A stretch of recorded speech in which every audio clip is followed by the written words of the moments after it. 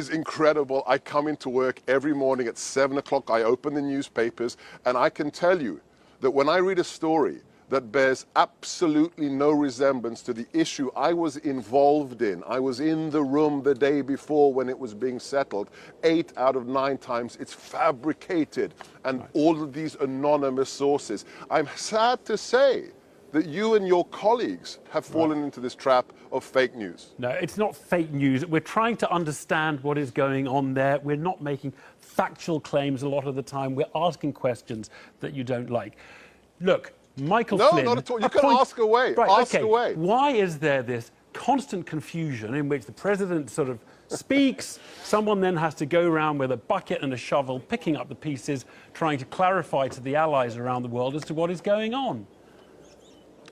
Your representation is just wishful thinking. If you didn't have an agenda-driven question list, it would be so much easier to have a better relationship with you. Come on, this is a media, mainstream media, that has accused us in the White House of being anti-Semitic and white supremacists. I mean, this is how bad it is. This is a White House where Jared Kushner, an Orthodox Jew, is key to the decision-making process, and you have the audacity as the mainstream media to talk about anti-Semitism. That's why you want to spin it, and we're not going to stand for it. Just tell me where the BBC, CNN or the New York Times have, as a fact, said this is an anti-Semitic regime.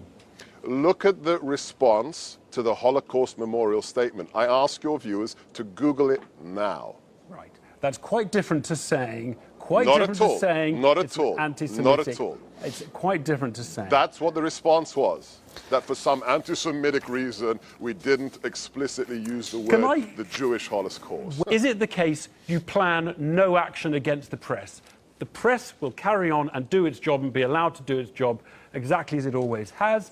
Or are there measures you're intending to take? I'm just asking if there are measures... I mean, this is fake news. No, I mean, it's not news at all. I've asked the question. Fake news. Okay. You are implying that there's some dread intent. I'm asking because the president... Well, what are you positing? What are you positing? I'm asking if the president has any actions in mind. He said today it is out of control. We need to talk about this. And he hinted that he wasn't going to put up with it. All it means is that we are going to continue to do what we did so very, very successfully, and the thing that put the former real estate billionaire into the White House, and which is to break your sense of monopoly on the news. The mainstream media no longer gets to monopolize news, and we are going to go straight to the audiences. Whether it's through Twitter, whether it's through YouTube, it doesn't matter. We are not going to put up with distortions and people who believe they have a monopoly on the truth simply because they have 60 years of a letterhead above them. Not going to happen. We're going to communicate